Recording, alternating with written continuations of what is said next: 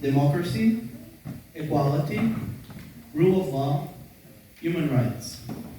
These six are the values of the European Union. On the night of the 24th of February, Ukraine was invaded by the Russian Federation again. And since then, at least 6 million Ukrainians left the country, running from the war.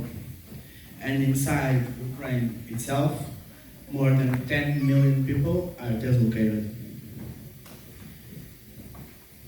Currently, Finland, Lithuania, Latvia, and Estonia border the Russian Federation. These are 4 member states of the European Union. If the Russian Federation takes Ukraine, Romania, Poland, Hungary, and Slovakia will join those 4. And then our union would have 8 countries bordering with an enemy nation.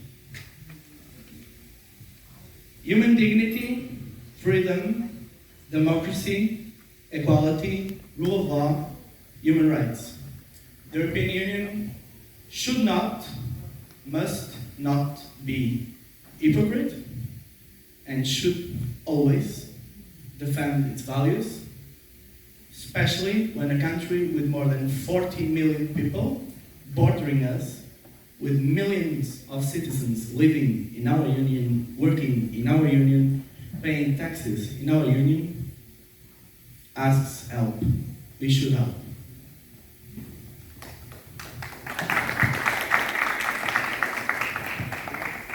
Russia hasn't been not just our economic enemy. They disrespect all the values we support. And for that, we have to help. They have already a border with Finland, Lithuania, Latvia, and Estonia, as he said.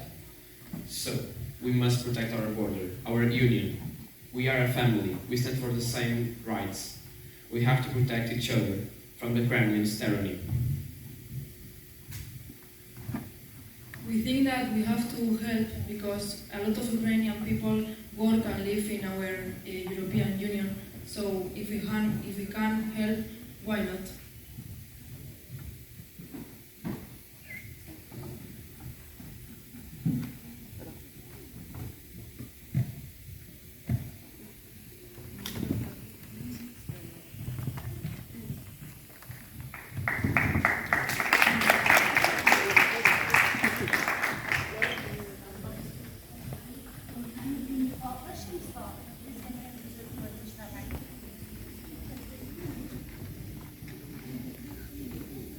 Thank you, Group 1, Team 1, for the yes.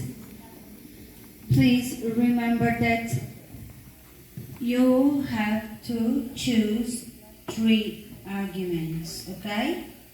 So focus on direct argumentation.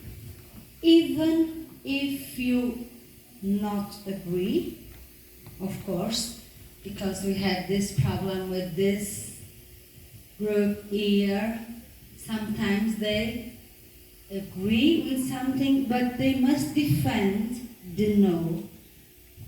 Do it as well, okay? Thank you.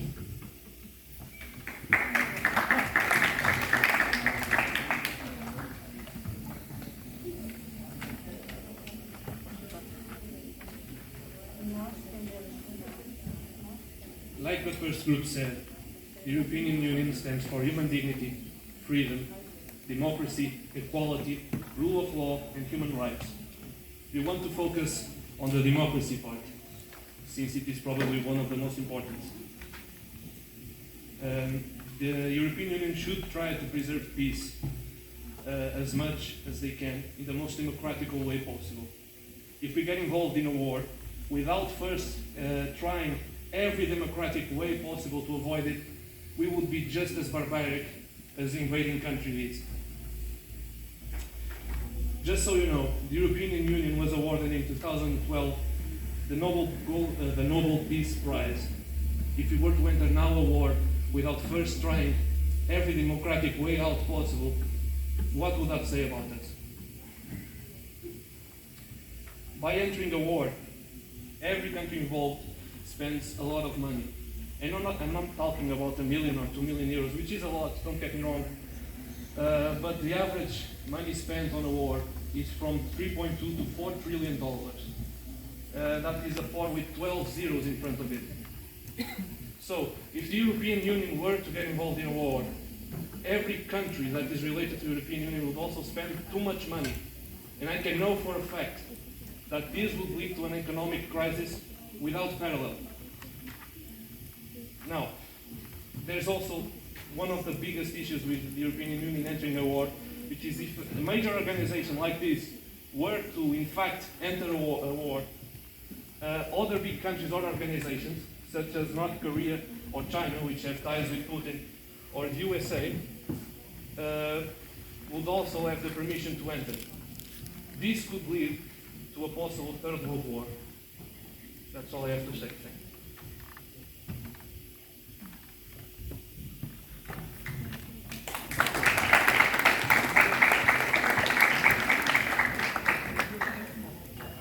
you. Okay, so now it's time for the open debate. There are not going to be microphones enough, as you know. So I ask both teams to stand up. Stand up, please. And the time should change. Okay, you can start now debating openly.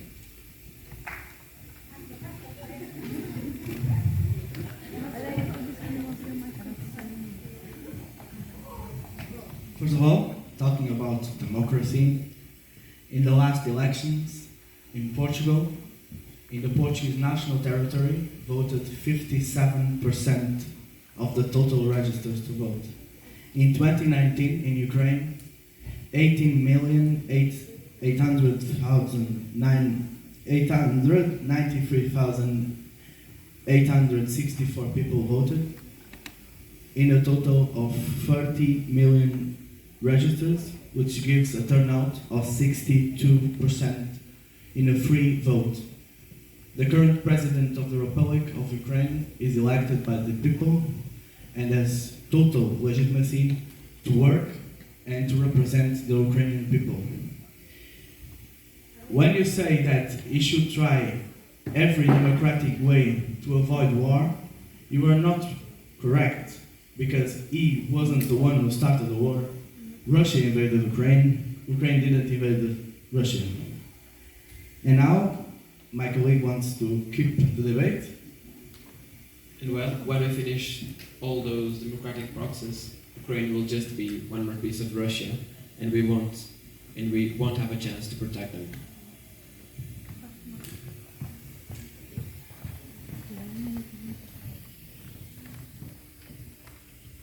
Correct me if I'm wrong, but you did speak about one of the values of the European Union, the human dignity and human rights, correct?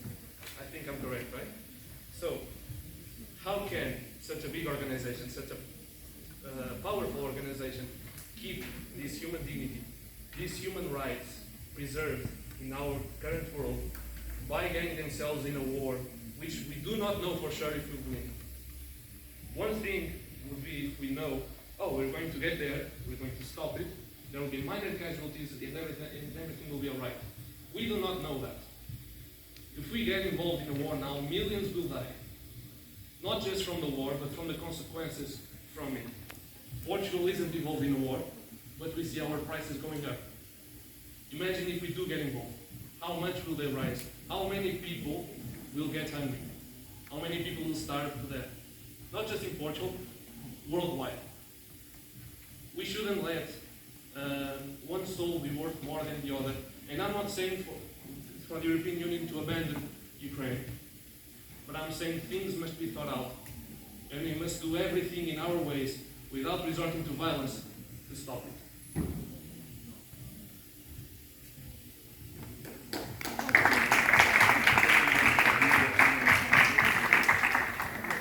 Millions of people are already dying, Ukrainians that have done nothing, and for that we must help.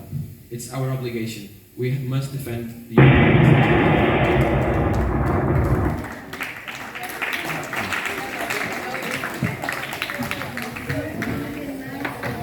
Okay,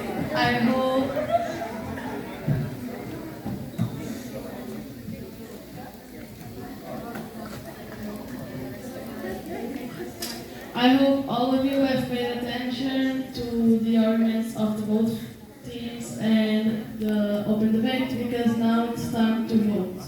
For that, you should enter a site called Mentimeter and enter the code that's and the public as well. You should go on Mentimeter, everyone,